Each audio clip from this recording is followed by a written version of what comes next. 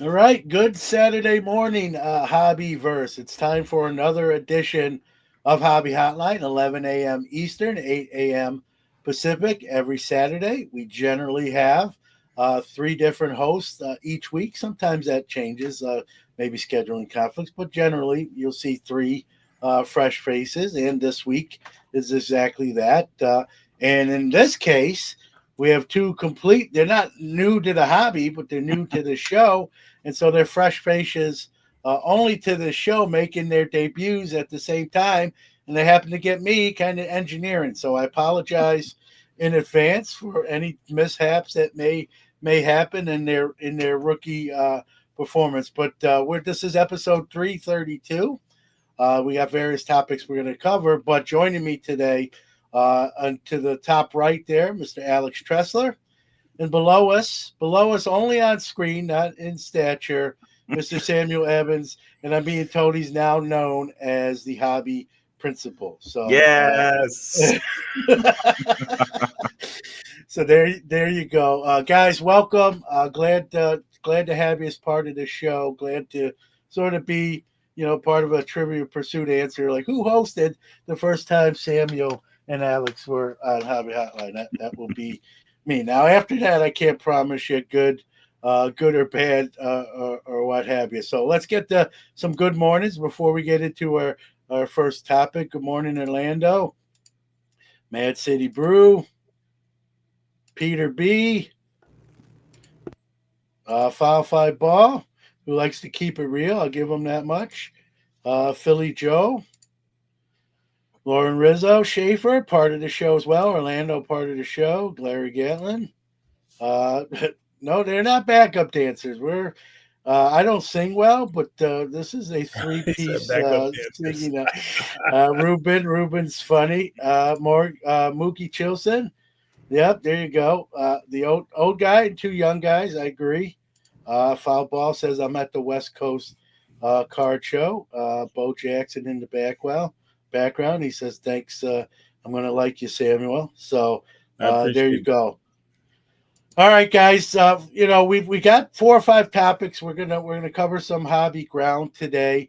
Let's start with this one. People who know me know I use two graders, SGC, which I actually bulk sub for, and PSA, as most of us know, and probably most in the chat room know, owned by the same parent company of Collectors Universe. PSA and changed some of their wording. Used to be you could get a 10 with 60-40 centering. Now they've kind of tweaked their wording to it's got to be 55-45. Now, I will say this, guys, if someone's familiar with grading, if your centering was 60-40, while you could get a 10, many times you wouldn't.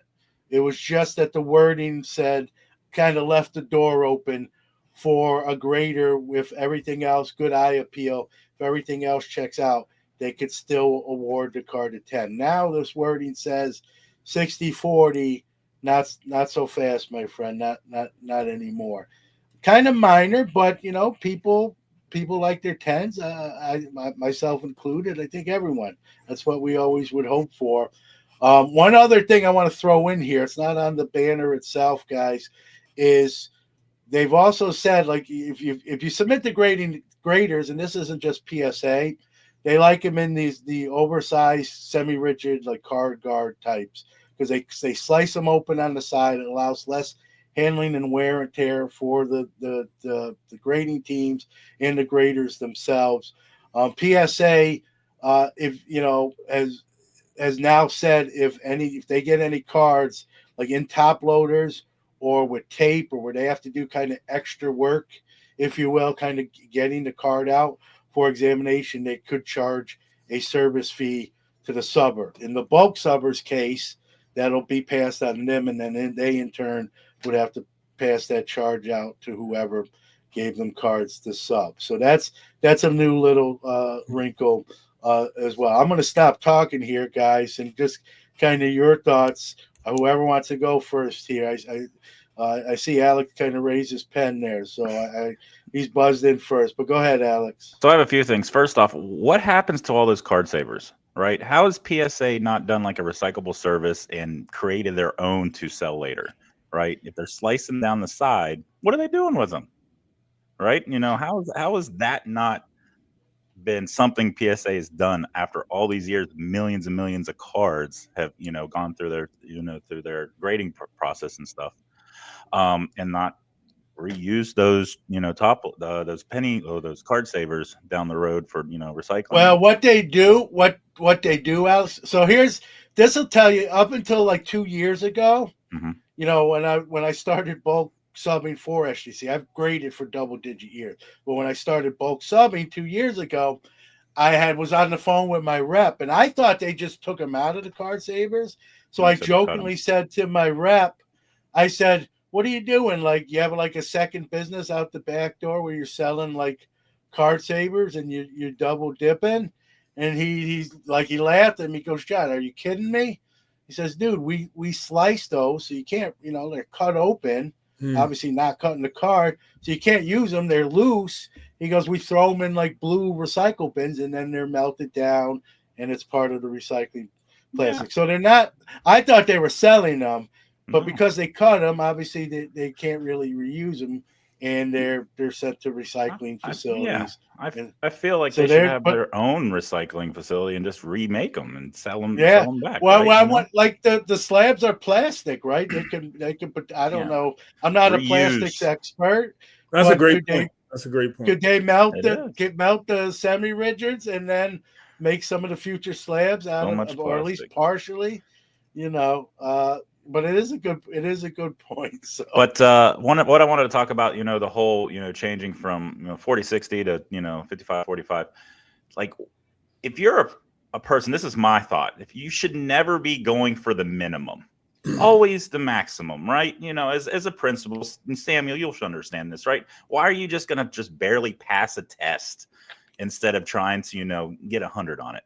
Like, if you're not already trying to get the whole 50/50 for centering, like being right there, right where it should be, like you're already setting yourself up for failure. Like you were saying, like there's a lot of people that were doing 60/40, and there's a good chance you might not have got a 10 with the 60/40, right? Yeah. So my thought process on the whole thing is like, if I was sending in cards, I have my little tools and stuff to see for centering and stuff. I'm as close to exactly centered as possible on every one of my cards if I sent it in. I was never really pushing that line. Yeah. I would say first point is shout out to everybody who's here with us, because there's some cool YouTube names.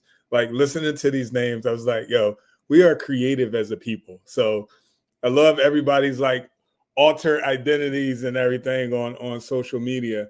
My first thought, and I'm coming at this like as an administrator who often is like assessing people in classrooms, and oftentimes it can be like super subjective, and there's so many like outliers. Like, the teacher could have a bad day, or it could be a student in class who have a meltdown, and like a tech issue. So anything could like sway that observation, like good or bad. And my take, like when I first got back into the hobby, I was super afraid to send my cards in for grading, because I just thought about like every like horror story imaginable. And then when I finally did it, my first submission was with SGC, and there were two tobacco cards that I sent then. And my thoughts is like, when it comes to this whole like centering debate, I often think like, what we're having a conversation like above the table, and then what's the conversation underneath the table, in terms of like, because there's a lot of money involved in this, and like, what's the reason for like lowering the standards? You know what I mean? And I often think about like, grading is subjective, and I have a card at my house right now, and it's a PSA 5, and it's a vintage card, and everybody who looks at it can't tell me why it's a PSA 5 and it should be a 10. But like, if that's what PSA wants to do in terms of like lowering their standards, I mean, I guess you look at it as a way like, maybe they want to get more people involved in grading. But then I think about like, what's the catch? in this case, I mean, it will be tougher to get a 10. Yeah. Because they're saying centering has to be 55-45. Yeah, That it's Yeah. not. It's not lowering the standard. Oh, it's not actually, lowering. So it- actually I making read it that wrong. harder. Okay. yeah. Okay. Well, But I mean, kudos to yeah, them for having higher standards. Again, I mean, I still think grading is super subjective, and it depends on like who gets your card that day. But I don't know it. I'm indifferent about it. I don't So have no skin in the game. one thing that I brought up with other people and too, I wonder with the acquisition of SGC within their whole universe and stuff that they have over there at collectors, if that has anything to do with it, right? If maybe Okay. they've talked together and saying, hey, we need this. Our standards are closer to this. Let's try to get both on the same page. What do you think, That John? makes sense. I mean, SGC does grade vintage cards a lot harder. That's one thing I do know because I grade a lot with them, so that makes sense. yeah, Samuel hit that right on the head. They're a little tougher on vintage SGC, like he just said. To answer your question, Alex, I think this is getting closer to that year 2 since the acquisition. So if you know anything about the corporate world and mergers and acquisitions, easier said for other people apparently. This is kind of the time period where we start to see what's going to happen. When that acquisition happened, and I was doing the bulk subbing already, people came to me and like, I would get all sorts of zany questions, Alex and Samuel.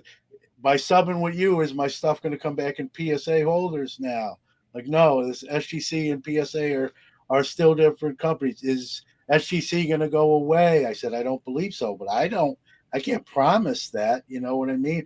But you touched on that, Alex. I think they're going to start probably streamlining some stuff. And I will say this: in the last few months, in the last few bulk subs that I've done through SGC, I've started to see more upcharges than previous, and that's always been sort of a PSA Mhm. tagline, if you will, or known. And we're starting to see that now on the SGC side, where before didn't seem to be as much. So maybe that's the first thing. I would think at some point their grading scales maybe unify. Like, how do you have a same business and have? But you could. I mean, they're doing that right now. So I don't know. I don't have any insiders knowledge. I just have knowledge from being old and being in some of these real life things. Maybe not hobby mergers and acquisitions, but companies mergers and acquisitions where I've seen how this works. And this is a time period where keep an eye out because we're going to start to see.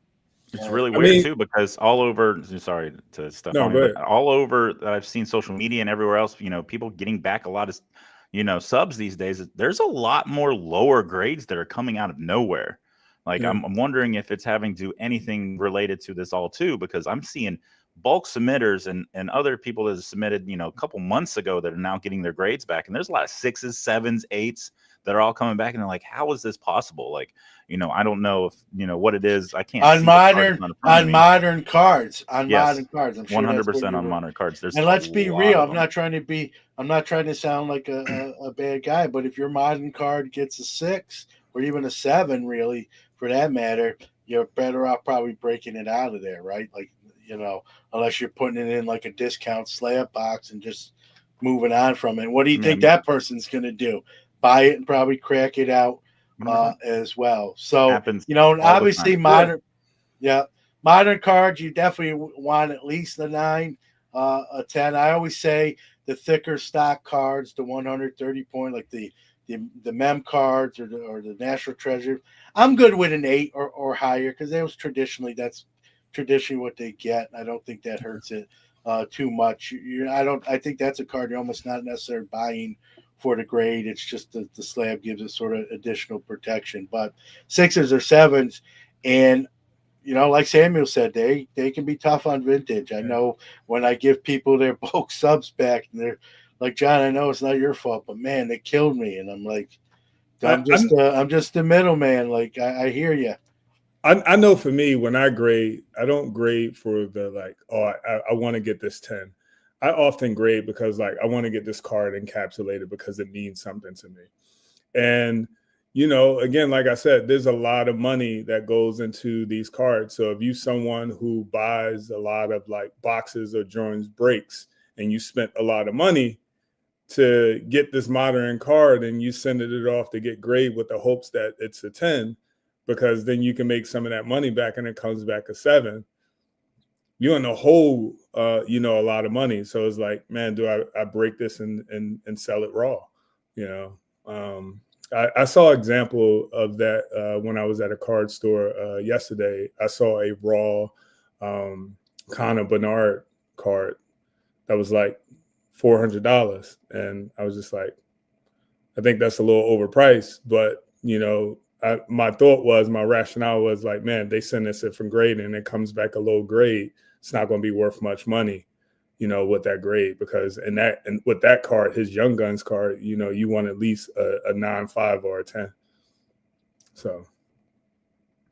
Yeah, I mean, obviously we want the highest grade. I always tell even the people who bulk sub with me, you know, it's your card. If you want to crack it out and do what you will with it, that's your choice. You know, I've probably cracked in 20 years of grading. I've cracked out 4 cards. 2 I just left out, and 2 I actually resubmitted. One got out of the 2 I resubmitted, guys. One literally got the exact same grade, so they were on point with there. Maybe I was overgrading it with my own eyes, and the other one actually graded 1 point higher. I think it was like a 7. Wound up the second time coming back an 8. Like I said, I've cracked out 4 cards. The other 2 I just sold raw. And again, that's, you know, the beauty's in the eye of the beholder. If you can leave them in there, or you can crack them out. You can resub them, or you don't have to resub them. I mean, the only time it gets dicey is if you get, you know, a trimmed or altered card back, and then you crack it out and try to read. And again, that's on the individual person. I've never done that. You know, I've gotten one of those that I bought in a collection. I obviously didn't trim or altered myself, but someone did. It was in the collection. And so when my card came back with that designation, I just sold it at that you know, evaluation at a lot less than it would have had it got a regular grade without that designation. But I'm not going to, you know, when my head hits the pillow at night, I want to sleep. I want to sleep good. I wasn't going to crack that out and just sell it as a raw card. I think go ahead. My final point is, you know, I do remember like briefly scrolling through Instagram and seeing something with Nat Turner on there, Collector's Universe, and him talking about releasing like some report. And now that I understand, you know, the context of this, you know, maybe it's to get a hold of population control, because you do see a lot of 10s, especially in modern cards nowadays. So my thing that you know, the hard part about, you know, the regraders and stuff, you know, popping them out, sometimes it messes up the pop report, right? The pop count. Like if you have a card that's out of 10, out of 5, even the 101s, I've seen in the pop report a 101 have one graded a 9 and another one graded a 10. Like, yeah, here's a point from Mad City Brew. He says grading companies should apply an invisible ink dot on the back of a card to stop regrading cards. Yeah. I'm not opposed to that. As someone who has but now you're putting, you know, some substance on someone else's item. The only way that would happen, guys, and I think you'll agree with me here, literally all the well-known graders would have to adopt that and be on the same page. What are the chances that'll happen, right? If PSA, they have photo match, right? They can take photos. Right? They take photos, and you know, a lot of the, you know, the numbered cards should be easier where, you know, if it's numbered a certain number, you know, out of even 500, even 399 or whatever, but even the lower numbered ones, those are the ones that get recracked and regraded a lot, or the lower numbered cards for modern, of course, right? You know, and everything. And of course, they have the photo right up there, you know, telling the number and everything. However, how much time goes into those graders and, you know, those processes that you have to go look to see if that one card's already been graded? You know, add that up over millions of cards, that just makes the backlog even worse. So call me crazy, and again, like this Crazy. isn't my world as a collector, right? Because again, like I just grade to encapsulate cards.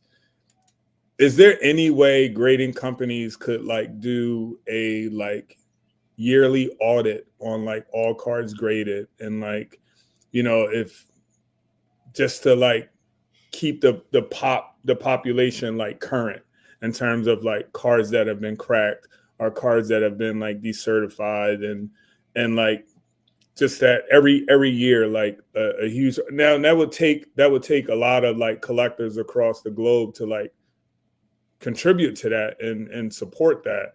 But is that something that's doable? I think the closest thing you got, Samuel, is PSA's registry, but that doesn't count Yeah, for what you're saying, like people cracking out. And there's stuff on the registry yeah, that's not even in a slab anymore, but yeah, still part of that population report. yeah, As far as the company themselves auditing their graders, I don't work for a grading company, but I've been told they will test their graders randomly, like give them, 10 cards as part of like a regular intake and sort of track and kind of pre-grade it to, their master graders or their most experienced graders will grade it first and then see what their maybe yeah, less experienced graders, what they wound up like grading it as, just to sort of kind of a random test, if you will, almost like an observation on a yeah, teacher but they don't yeah, know they're getting observed, so to speak. yeah. I kind of like that. Just to keep tabs, on how your graders But my thing are is when doing. I'm thinking about overall like raw count of like a LeBron James like Topps Chrome rookie card. In a 10, there are 20,000 copies, right? And you know, how do we ensure that like this number is accurate year to year? Because there's a lot of people who've cracked that card and won it raw. To like ensure that year to year we have a accurate like report. Now that's a lot of moving pieces. Well, on A lot tens, of on people tens, it's probably with that. on tens. I'll say this: on tens, it's probably accurate because who's Yeah. really cracking a 10 out I'm just at saying that in point? general, in Yeah, terms of yeah. like across the board. It's a great point by you, but Yeah. on nines, eights, and Yeah. obviously lower you go, that number is going to be not accurate anymore. Yeah. If you see a modern card in a population report with 57s, it's probably only 10 that are still in those 7 slabs. You know what I mean? The others, but they don't know that, so they can't adjust. Yeah. They can't adjust that population report. I don't think we'll ever get that where it's accurate. It's just sort of a guideline, or gives you sort of a ballpark, if you will. It's not like when you walk through a stadium and you go through the turnstile and they know how many people for attendance, right? Yeah. It's not an exact science. Or if There. they open up the registry for people to say, hey, if you have, you know, your PSA cards, like join the registry and register your cards, because that's another way you can audit the Yeah, what I'd population love to see across is grading. what everyone would love to see, which is a national registry with all the Yeah. grading company, at least the big 3, 4, 5, whatever you consider the top. Everyone's opinions vary, but those top 3 to 5 grading companies, but again, they would have to like communicate with each other, get on the same page. Now, obviously, maybe PSA and SGC could do that now. I don't know that CGC, Beckett, and Tag, or whoever else you want to throw in there as a candidate for a top grading company. I don't think you'll ever see them. That's time consuming. It's not necessarily a money maker directly for them. So how much time are they going to put into it, right? So I would love a universe. As Orlando says the same thing. We need it. Unfortunately, Orlando and everyone else, I think we're wishful thinking on it. But if that ever happened, that's really a game changer, And even that, guys, wouldn't be exactly a perfect science, but at least it's better than what we have now. You guys are probably familiar. I want to be better today than I was yesterday. I want to be better tomorrow than I'm today. I think Yeah. it would fall under that category, right? I know Al, someone in the comments says, why are we still letting humans grade cards when it's been proven that the computers do a way better job? Yeah, I'm old school. I don't like replacing people with AI or robots. But I like, and AI is being used now. When SGC, when you send your cards to SGC, they scan them in using an AI scanner. That's how they identify them. So like when I'm at my shows and people are filling out my bulk submitter form and they're like, I don't know what parallel this is. And I'm like, write what you think it is.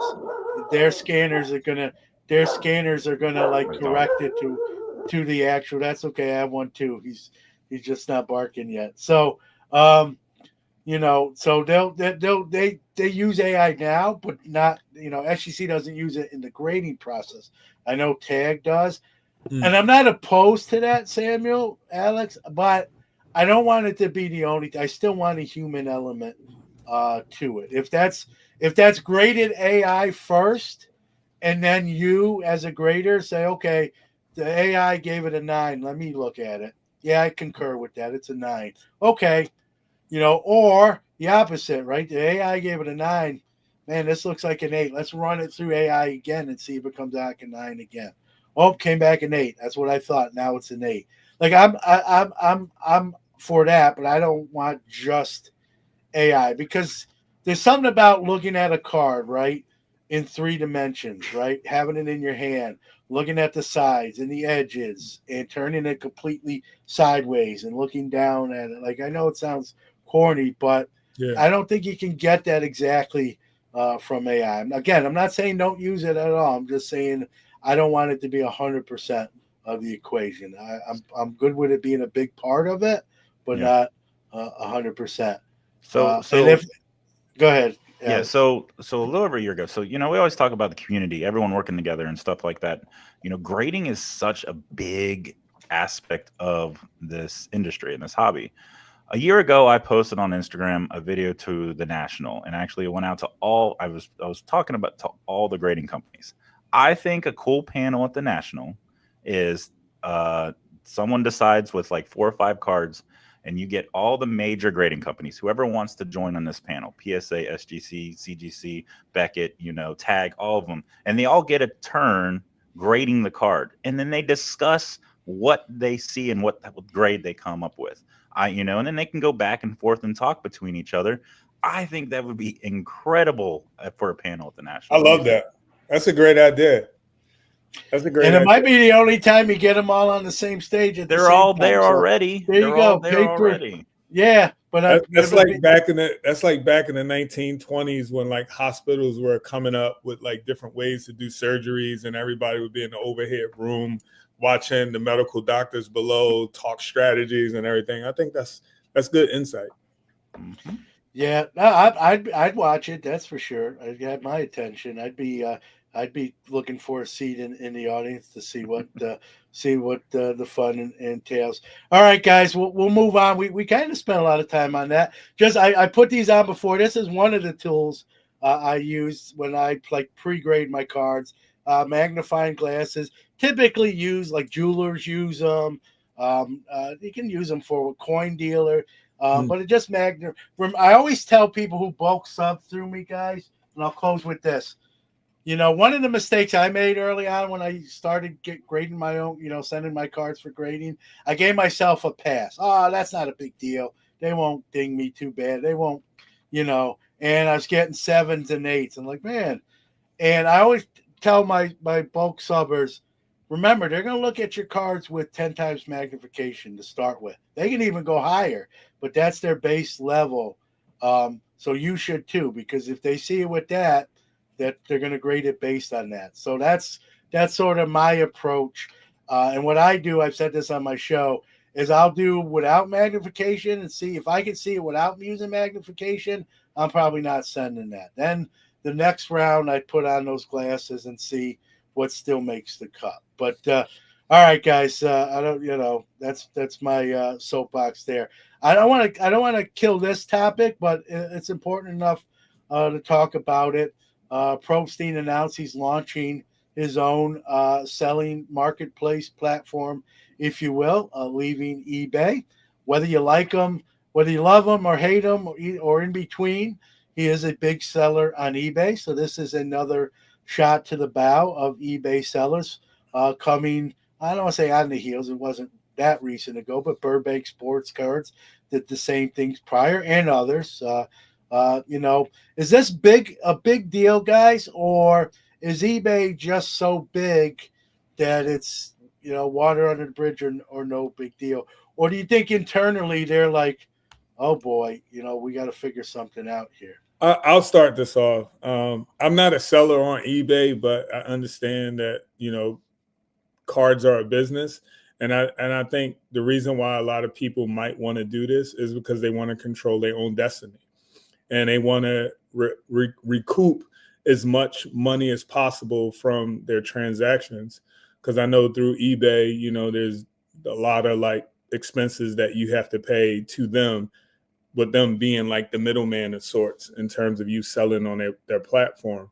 The only thing that I think about when people make this move is if you are a buyer, you're stripping yourself of this like safety net of like, if you don't want nobody to like jam you up or be scammed or anything. So I think if someone wants to do that and you want to control your destiny more and recoup more of your money, by means do it. If you are a buyer who buys a lot off eBay, you have to be a little bit more cautious now if the person who's leaving eBay isn't a reputable brand. Here's a comment real quick, Alex. Philly Joe saying, is he leaving eBay? I thought he was just opening another platform. I'll be 100% transparent. I thought he was leaving eBay. I can't say with 100% certainty. I would think if you're opening your own marketplace and you maybe don't want to, are you listed on both? Is he just doing a marketplace to get consignments from others selling his car? I had thought he was leaving eBay, so maybe that's not the case. I don't know if anyone knows with 100% certainty. I thought he was, but the thought and knowing are two different things. I don't know, Alex. Do you know? Does anyone know? I don't know for 100% either. I don't know 100% either. But what I'm going to say is, we discussed it before we went live. Opening another platform isn't the easiest thing to do, right? How many people have, you want to search for your cards? Like I collect Pat Tillman. So how many different locations do I have to go to search for Pat Tillman's? eBay is that one spot that's constantly showing all those, sellers all over the place, which Probstein was one of them, right? If he leaves eBay, right? He doesn't do anything. Burbank leaving it. Guess what happens? Burbank was just putting their eBay stuff, their cards that they had in a shop up on eBay, right? Probstein was bringing in consignments. How many other consignment companies are out there? DC Sports is another big one. All those other consignment companies probably are going to get a little bit of uptick. So they love it if a company like Probstein leaves, because more people are going to want to go to them. Because in today's society, and I'm a little, it happens to me too. We're lazy. We don't want to do the work ourselves. So it's like, if I can ship off 100 cards to someone else and pay them a little bit to post it on eBay and stuff like that, go for it. They're just going to go to another person to do it. Now, if people really believe the concept that Probstein shills his auctions and stuff like that, it might bring people to a new platform because they might be trying to get more money and everything right there, in the wrong way. But I think in the end, like, yes, he is one of the top, inside the chats, 1 Million Cubs Project talking about in volume wise, he's number 21. But guess what? There's others in there. They're higher than he is and stuff. And no matter what, eBay is that one place. If you search for a card anywhere, where are you going to first? You're not going to, you're not going to Golden first. You should be, because Golden is just another selling platform, and I get so many cards on there for super cheap because no one's looking on Golden, period. So I think it's whatever. He's starting a new platform, so he can reap, like you're saying, get some of that money back. He's seen all these other people doing these, platforms and stuff like that, and they're gonna, money in their pockets, and I think that's what he's doing as a business decision. Yeah. Couple comments. Ruben says, John, just invite him and guest on Cards Match and ask him, do you want me to do it like Seinfeld will? Like, well, that's the deal. I don't get it. Here's Mookie says, Probstein better have great customer service department. Most of the comfort with eBay is because their customer service is fairly good. That depends who you talk to. I've had my moments with them on a personal level. as well. Competition is great, but there are already too many auction houses, and I think you're kind of like one of the points, Alex, too, is like there's just so many selling platforms that I think, like you said, I think we're inherently lazy by human nature, and we just go to by muscle memory, right? eBay is the the Walmart or the Amazon of regular merchandise, right? I do it too. Maybe I'm sure there's exceptions. People don't, but I think a high percentage of us, eBay is the first place we go search for a card, especially when we're buying one. So go ahead, Sam. I know you were going to say. No, I agree. eBay is my first place. Then again, when you think of these other sites, you scroll through Facebook and Instagram and you see these third-party sites that sells cards, my mind goes like, I don't trust that site. You know what I mean? Because it's because it's not eBay, so it's brand recognition. Brand recognition is very important. We're creatures of habits. We do what we're accustomed, of doing, and we repeat that over and over again. But if you are someone who sells a large volume of cards week to week, and you look at the pros and cons of like all these cards I sold this week, here's how much money I would have if I didn't sell them on eBay, you start to think about like, I want to recoup that money in a sense. So, and correct. So someone can correct me if I'm wrong. I think when people leave eBay, it may not be one reason, right? But what's probably the top reason, right? Some of the seller fees and how they ding yeah, you, right? You're not leaving because no one's looking at your auctions or your card listings. You're yeah, probably leaving because you don't want to pay as high as. And I don't blame you. I pay those, and I see them sometimes, and I'm like, oh man, that hurts, right in the gut, right? So I yeah, get it. I think what happens when big mass sellers leave, I think it just puts the thought into some that are remaining.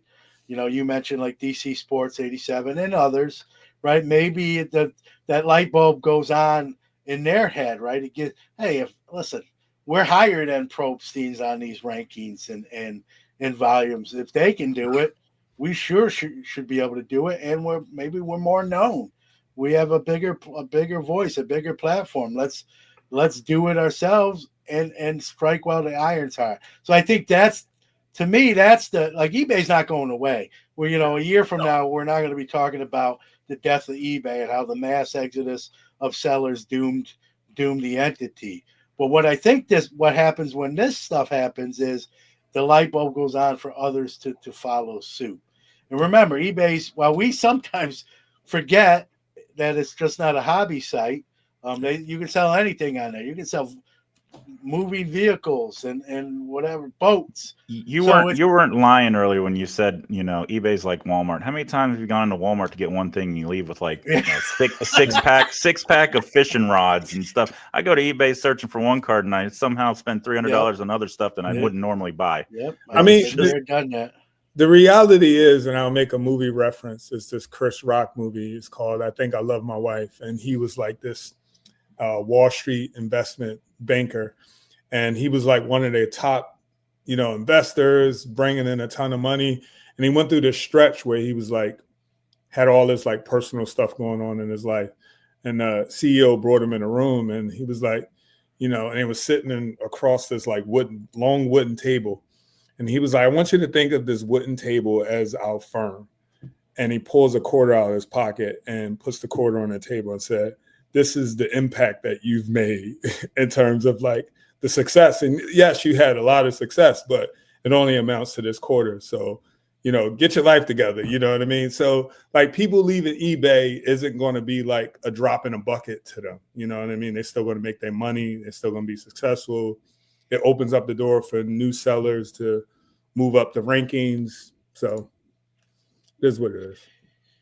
Yeah. eBay's not going away. I just think when I see that, I just say, is someone else going to take that cue and follow suit? But eBay is still going to be around. Probably, I don't want to jinx them, but 20 years from now, whoever's still here will probably be still using eBay and other sites as well. There's more than one successful site. All right, guys, let's go to our next topic. Speaking of sites and investments, let me pull it up here. Let me pull the graphic up here. Tom Brady has invested heavily into Card Vault, a card shop based in the Northeast. I know they have, I believe it's inside where the Celtics play. They have a card shop in there. They're building a new one right near MetLife Stadium in New Jersey, and he's got a majority ownership now to the point the company's now called Card Vault by Tom Brady. So I do his believe there's name, one where the Patriots play too. There's one yeah, of the you're Patriots. right. There was one in Foxwoods too at the casino.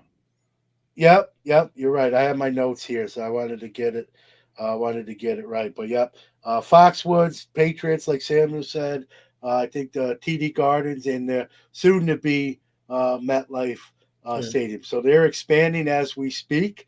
This investment maybe makes that expansion quicker and maybe even more so to other parts of the country. You know, Brady is a California guy, so maybe this will lead to a California expansion of this company. For those that don't know, I'm not an expert on this company, guys, but I know it won Topps' like best card shop competition. I believe that was last year. So it's obviously a very successful venture, successful enough for Tom Brady to write a check right here and put his name on the brand, right? I mean, his name is going to be foremost and out front.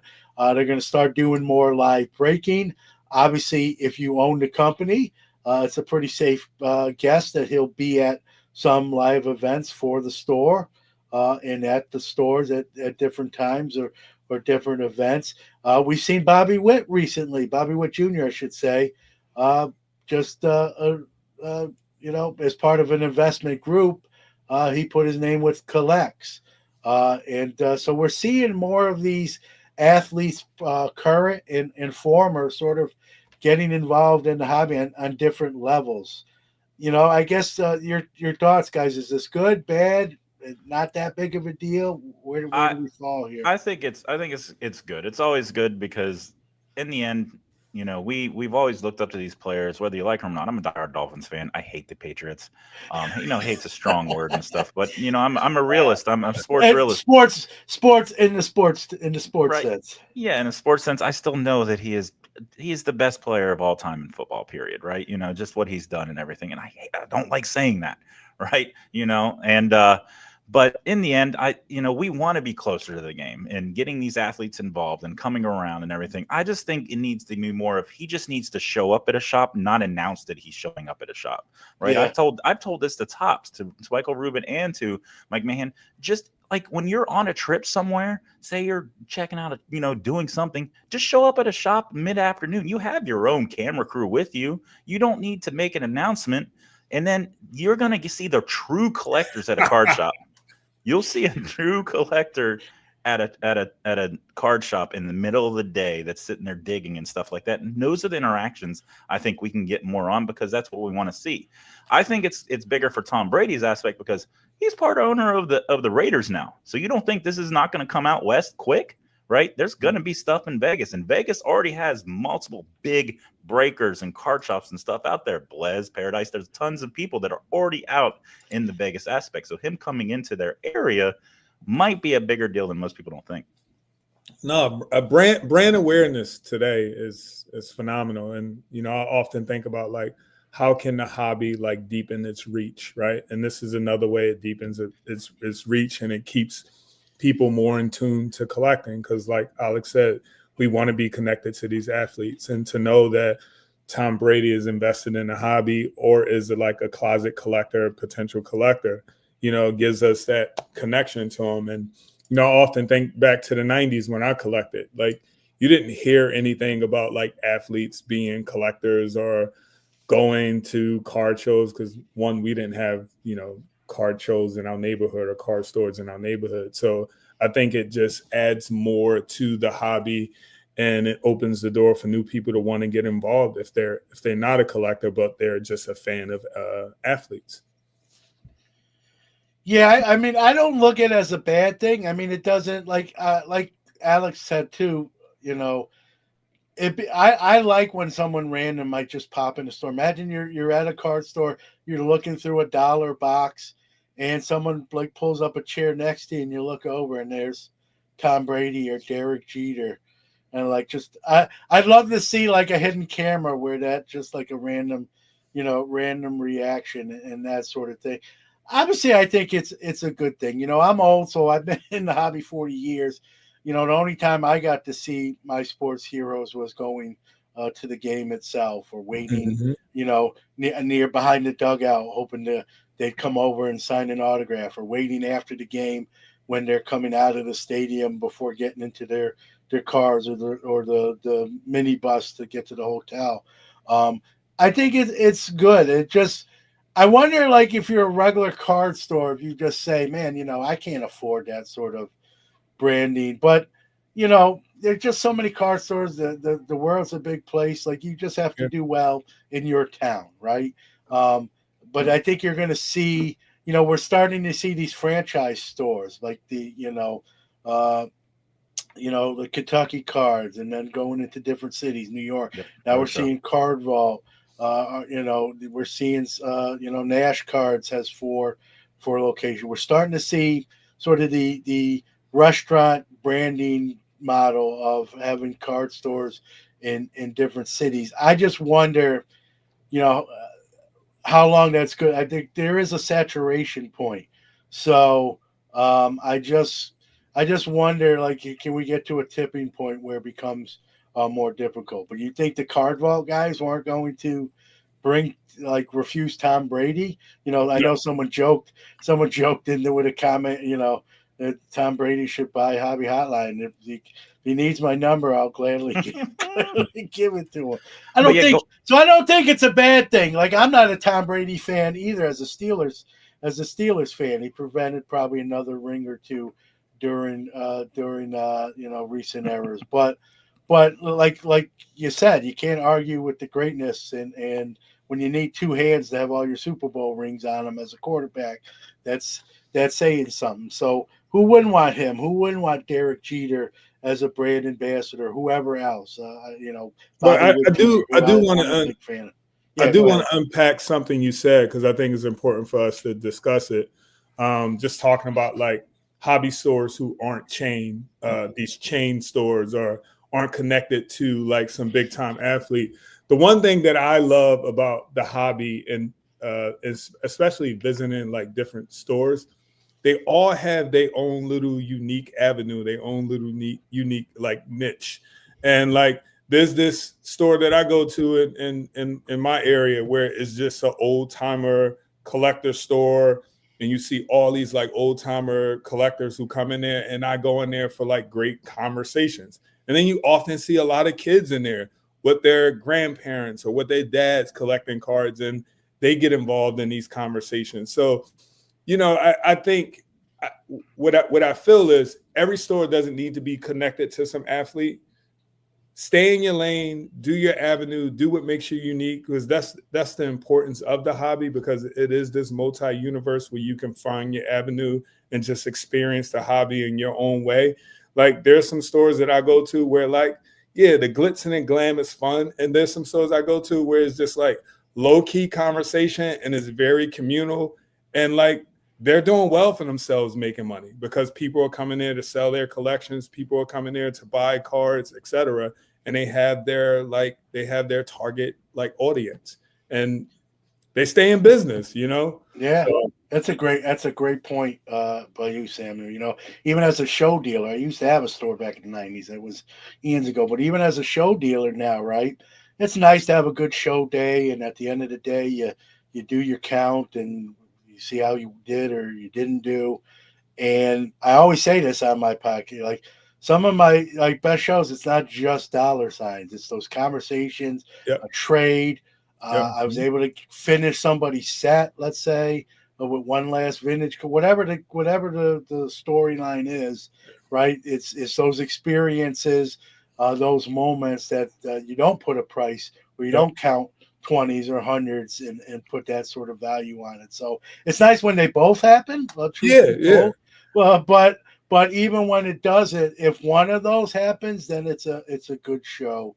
And and it's a great point by you, right? That I mean, all these card stores are an important part yeah, of the communities they're in. And in some of these communities where maybe they don't have a Walmart, or depending on the location, the card shop is their only opportunity other than online, where you have to wait in the mail to get something. Let's say the only opportunity in person, maybe they don't have card shows even in that area, but the shop is there, and it's an opportunity to walk in, like you said, communicate with fellow people you have a share of passion with, acquire a card in person, share experiences with, and that's you can't. That's why I'm a big LCS guy. And the And store I was talking about is called Knuckleball Sports Cards. It's in Horsham, PA. And I've been going there for 4 years. The owner, Steve, he's probably like in his 80s. He opens, Wednesday to Saturday. And like there isn't a dull moment when like I step foot in that store and it's packed with collectors. Yeah. And it's this small little space, and I doubt like the last time he had like a signer there was probably like in the 80s or something. Yeah. But like you see this like world of like multiple generations of collectors in this space, and I'm just like, I mean, it's just it's formula and it works. And so I want to bring up, we were talking about, like how you would go to, games and everything to get, autographs from and see the players and stuff. That's why these bigger shows like CSA, Philly Show, Dallas, the National, TriStar have the autograph pavilions where the athletes are there signing. Being a part of these shows that I've gone to and I've done stuff with, it's a whole different experience. Samuel can tell you too. Like seeing those diehard, fans of these players there, on top of meeting their idols and stuff. Now they have a whole show to roam around with too. That type of aspect brings so many people. I mean, in literally a few weeks, the Philly show is going to have that show's going to be bonkers, right? They're just won the Super Bowl. They're bringing some of those champions in. It's going to be crazy. I can't wait to see the environment that's going to be there, and the what we're talking about. The community and the experiences talking to people. I've been in that crowd of people waiting to get autographs, just seeing people talk to each other that probably never would talk to each other because they're holding up an old sign or a signed helmet that has all these different autographs, and they're just talking about the stories. Seeing that community aspect, outside of just, the memorabilia side and the collector side, not just the cards, is just incredible. Yeah, no doubt. All right, guys, we're up against the clock. Let's talk. It's out. The flagship, we look forward. I know I do. Even though I'm more of a vintage guy now, guys, I still open up the new flagship every year. It's almost like tradition. Here's what the base card looks like. I'm not going to really leave it on that screen. I have some of the actual cards here that I can share. But for me, this is a rite of passage, right? We know when this comes out that we're close to baseball season starting. We're close to pitchers and catchers reporting. I had written down all the inserts and the odds and different like that. For sake of time, I'm not going to go through that. You can go to Cardboard Connection or Beckett and look at that to save some time so we can talk more about this. I opened up some for the first time yesterday. I opened up five, I guess you call them cello packs or jumbo packs from Walmart. Here's the Bobby Witt card. Wasn't it a Valentine's gift for you there, John? Yeah, well, there were some flowers. I know I picked up some flowers for the wife, so we both had a good day yesterday.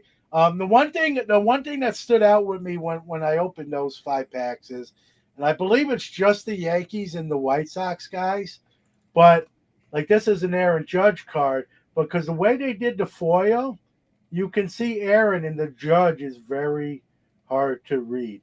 Now, obviously, if you see him, you know it's Aaron Judge. But the Judge is hard to read, where if you look at Bobby Witt, you obviously can clearly see Witt Jr. So minor thing. I mean, if that's the worst thing I can say, I know I was talking with Alex a little bit before, we went live. I like the design; it's pretty clean. They did the new thing with the position where they Yep. put a dot. They put a Where they dot are. where the Yep. player I plays. like that. Yeah, so that's kind of cool. Unless you don't know what position that is, and that might confuse you. I'm a baseball Yeah. kid, so I did. This was my big. This was my big hit. Brandon Nimmo. That's Which nice. I'll take. Which All I'll on take card. if we're 5 packed. Yep. Inserts are nice. Obviously, they continue the 35th anniversary. So you get the That's what I'm looking forward 1990. to, pulling Yeah. some of those Yeah, so you get the anniversary cards. here's how you know you're getting old, guys. When you remember these like in real time. Yeah. There's one thing you open, like you say, oh, that's cool. I didn't open any in 1990, but that's kind of cool. But it's different when you're like, yeah, I opened cases of that, and now it's 35 years, and now we're having like commemoratives. That was my favorite set right there, that 90 set. Yeah. Yeah. So here's So some, one of the ones I'm going after for that is the Bonds and the Pirates uniform auto of that. Like, because he has one for the Giants and for the Pirates, and I'm diehard Bonds. He's my number one guy for baseball. Like, he needs to be in the Hall of Fame. But me and John talked beforehand. I did get to open quite a few last night when I was streaming on Fanatics Live. I opened a hobby case and 4 jumbo boxes, and I have to say, I love the design. I really hope they go back to like they did previous years when Topps had all the licenses, when they were creating all the different leagues and stuff. They used the same design. Use the same design when they make Chrome basketball this year. Use the same design when they make Chrome football, for this year. Just use the same one. They did that all those previous years. It was the same one across the board. I really like the way it looks. The inserts and stuff, there are tons of inserts. There's a ton of base.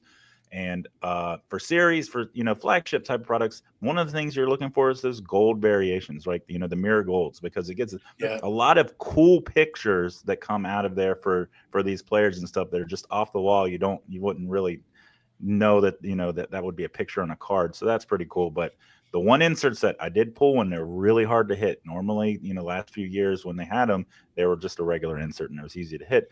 Are the Aces insert. The card is, when I say beautiful, it's beautifully made. All black. The background is like a shiny, like silver metallic type of look with the player. It looks like a true playing card, and I kid you not, it's incredible looking. They're hard to hit, and I ended up pulling one last night of Chris Sale, and I'm telling you, like it's a product that starts the year of baseball products for 2025. It did come out the same day pitchers and catchers reported, same day as the day it released. Was pretty cool. But I think they did a really good job this year, starting the 2025 products. I love the commercials too. Connected that commercial that they posted on there, what the day that they announced was pretty bomb. Speaking of, like, by the way, the intro for this pumped me up. Like, coming in, I always, it's the football coach in me, the high school football.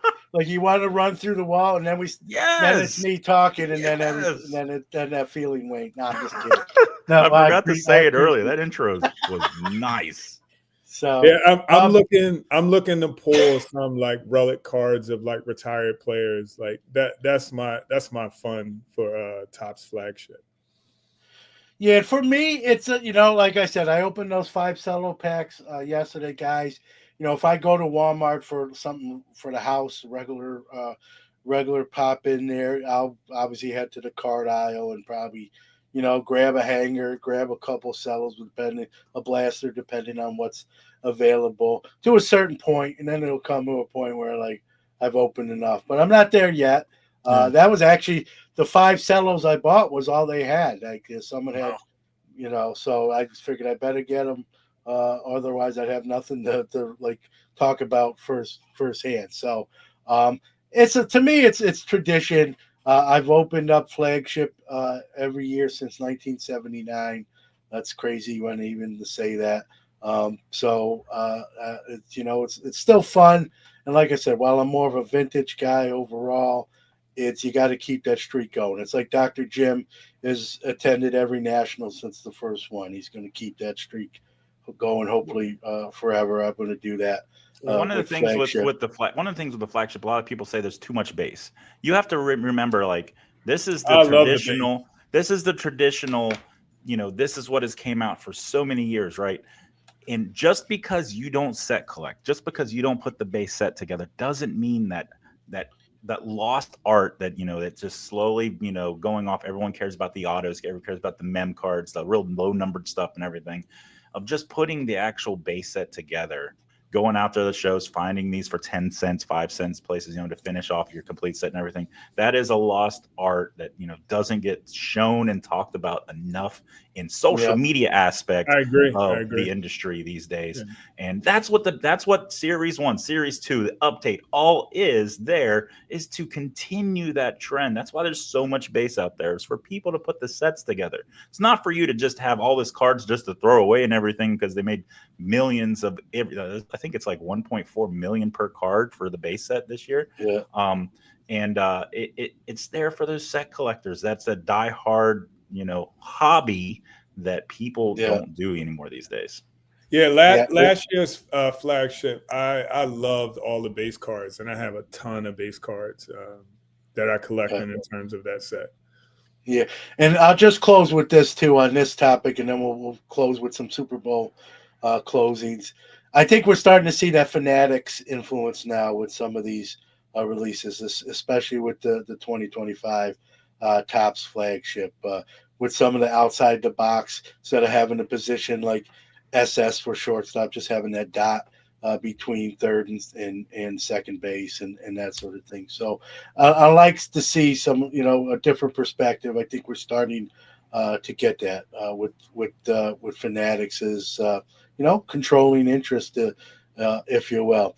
I know Samuel's happy about this. I know my nephew, who's a Philadelphia fireman, is happy about this.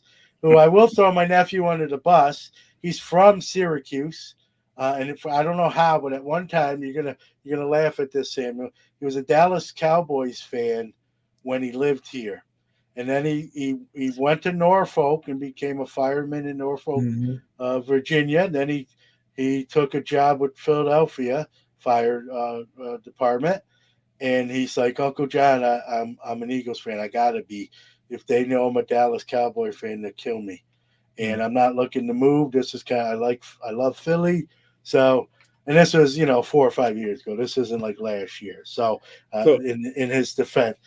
So we saw this game shocked me. I'm not shocked. I wasn't shocked. Yeah, I'm not shocked that Philly won. I think the manner in the way they did it, where they ran the Chiefs out of the gym. Patrick Mahomes looked human, immortal, like I've never seen him before. That shocked me. This thing was over at halftime, and then Kendrick Lamar said, "Don't go away just yet, even though the game's over. I got one more game over for you at the end of my set." But great performance by the Eagles. Whether you love him, hate him, Nick Sirianni, great game plan. Vic Fangio, probably the best defensive coordinator in the business. Again, highly responsible for being a thorn in the side of the Chiefs offense. And Jalen Hurts takes down MVP. Who benefits, go into the hobby aspect here, guys.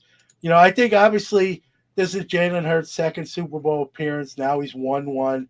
I think this bumps him up in the hobby space.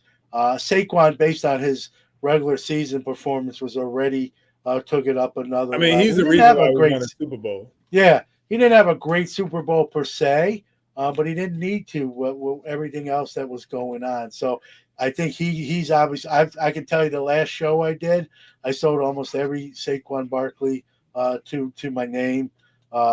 So he's seeing a hobby bump. The receivers, the leading receiver for Philly was Devonta Smith, 4 catches, 69 yards. But anytime you win a Super Bowl, really the whole team probably gets elevated. Probably easy to talk about maybe who took the hit, right? I mean, I'm guilty of this, guys. I've always talked Mahomes in the same breath as Brady, or he's right on the doorstep. If he wins this one, meaning this past game, you can start really saying that. I think he took a little bit of it. We can't say that in the same breath anymore. And I'm not saying I love Patrick Mahomes. I love Pat, but we gotta probably take our foot off that gas pedal of putting him right there with Brady now, at least for now, until he wins another one or two. Travis Kelce had a bad game for no other way to put it. Now, yeah, and now the retirement out there. Yeah, retirement. He did. He looked behind. He wasn't running his routes the way he normally do. I mean, the highlight of Kelce's night was walking in with that 70s style suit on, and then it was all downhill. Yeah. From there. So Kelce, there's some retirement talk. There, his brother retired previously, and still in the limelight doing commercials and shows and analytical work. Your takeaways, hobby wise, from the Super Bowl, guys. I'll start with Samuel. We'll acquiesce because this is his hometown team. I mean, first and foremost, I think it was a great Super Bowl all the way through, from start to finish. I'm not a football collector. I don't collect football cards. I just think there's too many positions, too many everything, and I just don't jump into that science of it. But being a Philadelphia fan, if Jalen Hurts doesn't get the recognition that he deserves across the spectrum, hobby, inside the hobby, outside of the hobby, I mean, what else does he have to do? The fact that Saquon Barkley was on that field, it opened up the door for everybody else to excel. And then, not to mention the defense played phenomenal. So, I think everybody's stock went up, including Kendrick Lamar, if you happen to see him on the card as well, because he had a phenomenal performance.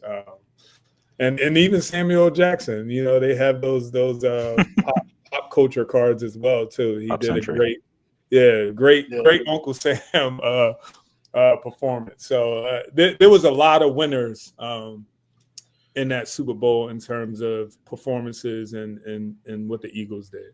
I know a lot of those defenders, they're going to make some money in a free agency. Yep. Yeah, no doubt.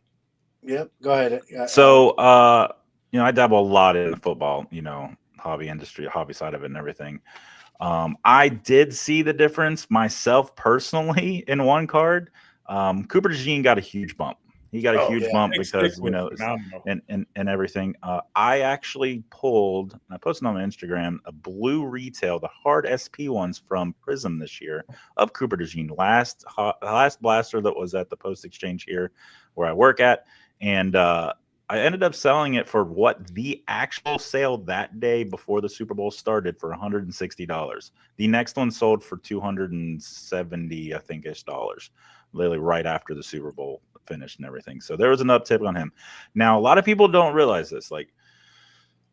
Football investing and stuff is hard. Everyone wants to compare Mahomes with Brady. I will always say this. I'll say it till the day I die. You don't compare a current player that's currently playing with someone that's retired. Wait until they're both. Compare people when they're done. Mm-hmm. Right? Comparing while someone else is still playing, he is the one that you're most know. You're going to get too much biased type of information because he's the one that's in the news all the time compared to just seeing stats from everyone that's retired. Wait till the both parties are finished, then you can start comparing. Is Patrick Mahomes going to be one of the best of all time? Probably. He's going to be up there. He is, right? He's just incredible. Yeah.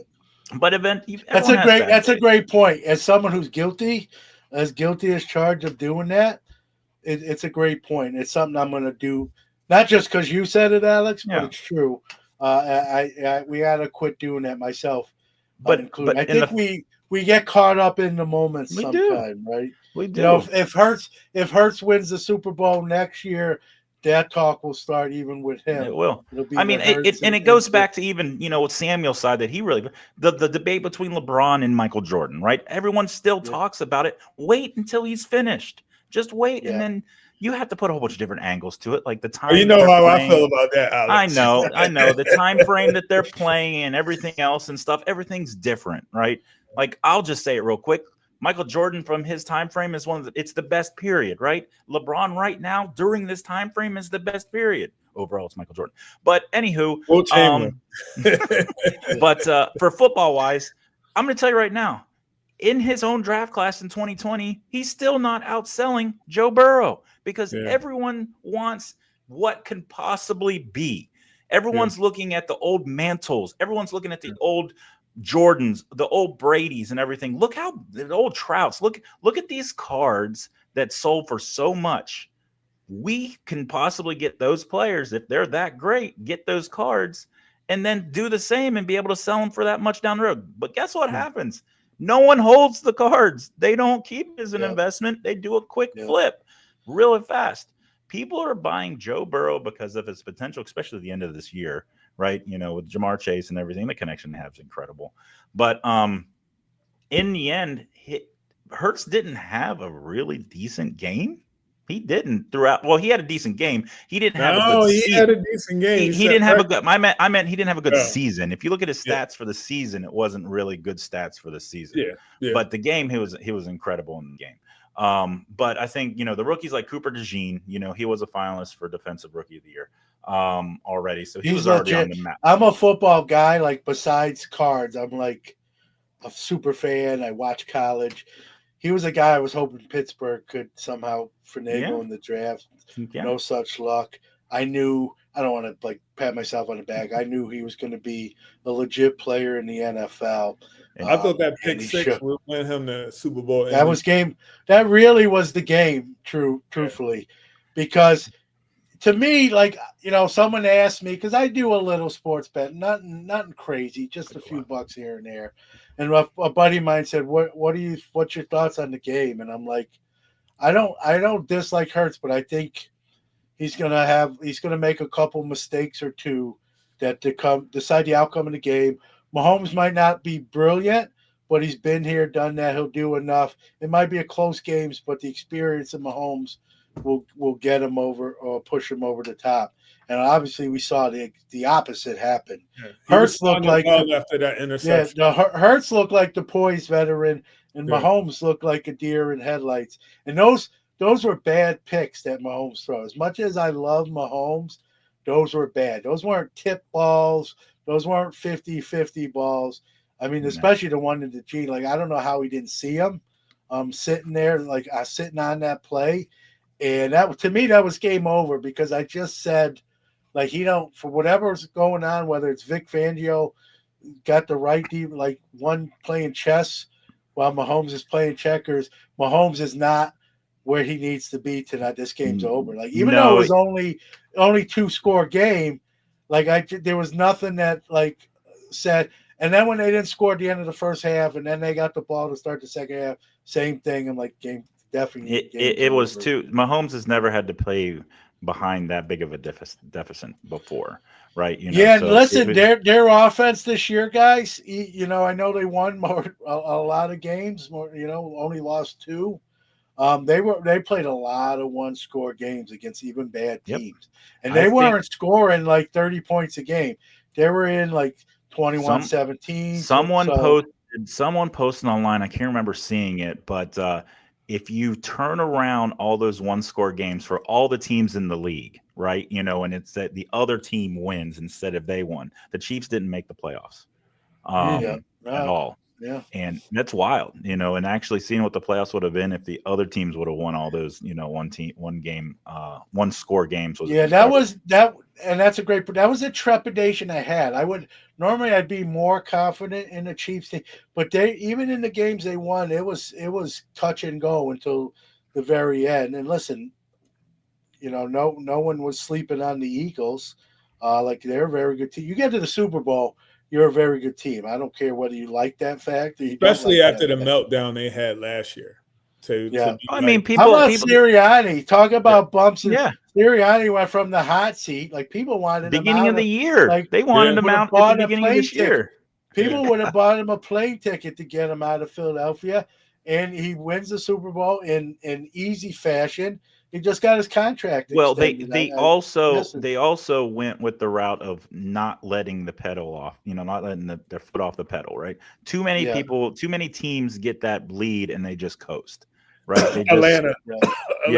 Yes. they just coast. It'd be like, okay, we got to run out the clock. 3 straight runs and then they're punting. 3 straight runs and they're punting. Trying to run as much clock out. They didn't do that. I mean, also Saquon, the problem with Saquon with this game was he just kept seeming like he was like not getting his footing right and like falling forward for every one of his runs, especially on some of his runs that could have been big. It's just wild. It just felt like he just fell. Well, in his defense, you got to remember too. Steve Spagnuolo of the Kansas City Chiefs. They were watching. Yeah, they were watching. Yeah, they were stacking the box. They won. I'm a defensive coordinator, so I sort of watch the defensive side of the game, maybe more so than the average viewer. And Steve Spagnuolo was taking Saquon out of the equation. He said, I want Jalen Hurts to – Jalen Hurts is going to have to beat us, and that's what happened. So in Barkley's defense, they were trying to take him out of the equation. Yep.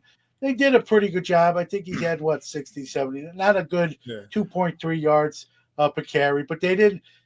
By doing that, they left other parts of the field wide open for. His throwing windows were. I was like, wow, incredible. He's that open.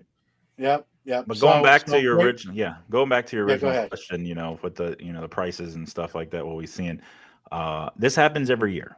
And once you hit the off season, it doesn't matter. Jalen Hurts just won the MVP. His prices will still drop. Yeah. Right now during the offseason, the NFL is the stock market.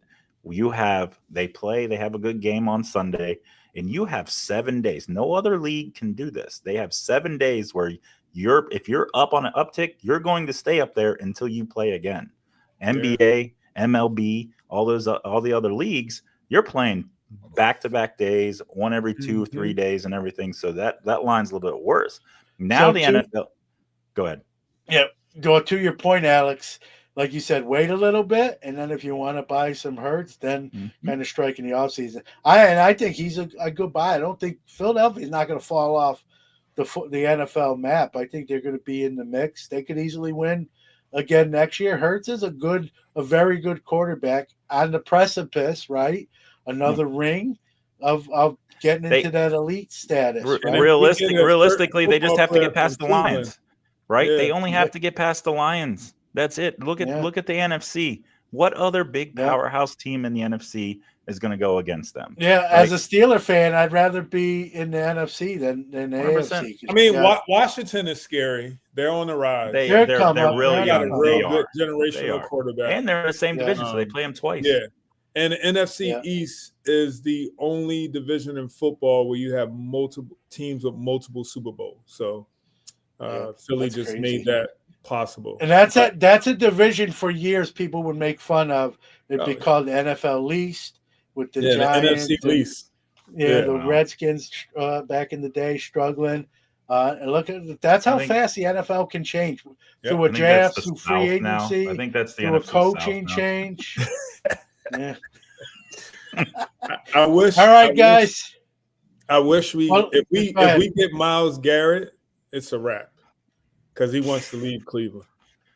Yeah, listen, he ain't going to Pittsburgh because they're not going to trade him in division. So, I'm a TJ Watt guy, but I'm not opposed. Like, do we trade him because he's at his kind of on the peak, coming back down? Do we get some value for him? I don't think we're not Super Bowl. Listen, I'm a realist. As much as it hurts to say, we're not in the Super Bowl mix in the moment. So do we trade him while he has some trade value and get some pieces for a future run? That's you play that tug of war as a fan, right? Like I love him, but can we use him as I'm a fan of the Steelers. Being a diehard Steelers fan, are you welcoming Myles Garrett with open arms if he came there? I would love him. Now I know he's had his. Yeah, listen, it's football, right? It's a physical sport. Swinging a helmet is not part of football. Listen, listen, Alex, you're a football guy. You know what's happening at the bottom of those call-ups? People are getting their privates grabbed, their eyes jabbed with fingers. like there's stuff we don't see. Do I like that it happened? No. But Mason Rudolph's not there anymore, and like turn the page, and he's a hell of a player, right? So, you know, He's I don't think I'm gonna have to worry about that answer because I'd be shocked. They typically don't trade in your own division, so it'd have to be where he goes somewhere else, and then they in turn would do it. They're the one division. It's wild. They're the one division. I know we're trying to wrap it up. They're the one division that doesn't do that. So many other divisions trade within their own division. It's you're right. Wild. I mean, look at the Giants. Yeah, they let Saquon walk away for nothing. Yeah, and it's on video. Yep. It's talking about him to get Jake McDaniels. That's called egg on face. He said, "Dad, you only a GM once. Trade up, get Jake McDaniels." Like hopefully it's going to bite. The Giants got a lot. And look, Daniel Jones, who when they drafted him, I said, "Man, what are they doing?" That's proved me right there. Like he's not even there anymore. You know, they got in that division. They've got a lot of ground to make up, especially now with the Eagles and the Commanders. Probably the class. The Cowboys have fallen. They never were. You know, in their minds, they were always contenders, but they're definitely not. At least right now. See who they get in the draft. See who they get in the draft. That's a 2-team division. Run the show. Yeah, you're right. He reminds me of Mark Davis now. It's the Mark Davis equation. Yeah. So, all right, guys. Well, listen. Well, guys, I appreciate you. Welcome to Hobby Hotline. I hope you enjoyed your first show. For those still with us, I know we went a little over time. We had some fun today, man. We weren't watching the clock. We're not clock watchers, you know. So we had a little fun talking Super Bowl and tops and whatnot. You'll be seeing Samuel and Alex at least once a month, and maybe twice, depending on how the schedule works out. And glad to have you guys aboard. And thanks. I might sneak down to Richmond and see Alex today. There you go. Sounds like a plan. Now it's not a surprise. So now it's not a surprise. We talked about it earlier, but I'm not far from him. I'm in DC, so it was a good time coming on, John. You know, I appreciate it. You know, I've been on John's other podcasts and everything. So Sanders an alumnus of the show. So. Right. You're welcome additions, man. People love you guys. I love you guys. And just makes all the sense. And it was easy. You know, people said, man, that was a great call. Like asking them. Sometimes it's not really a great call. It's a pretty low hanging fruit. They're great guys. So I got to do this. I got to apologize for my 60-40, 55-45 blunt. No, that's no big deal. Just read that wrong. I'm an educator. I make mistakes, so I can own it. I can own it on live, in person. Yes. But it happens. Whatever. No, it does. You know, I'm the same way, right? You know, I love corrective criticism. I love people saying, "Hey, this, that." And listen, I'll own up to it and everything. Let me know. I make mistakes all the time. Some I admit, some I don't. But here's the thing: we're really, when you're thinking about 60-40, 55-45, there's not a whole lot. Like if I put those two cards next to each other, it's almost in some cases hard to tell anyway. Yeah. So it's really. We're talking millimeters, not inches. So it's a minor. And like I said, if you're trying to go for the minimum, come on now. Yeah, and even prior, Samuel, most 60-40s weren't getting 10s. So not much has really changed. It's more just the wording and how it's perceived. So. Okay. All right, guys. Well, man, I had a blast. I hope everyone else did, and we'll see you back here a week from today in about 23 hours. Yes. Peace. Later.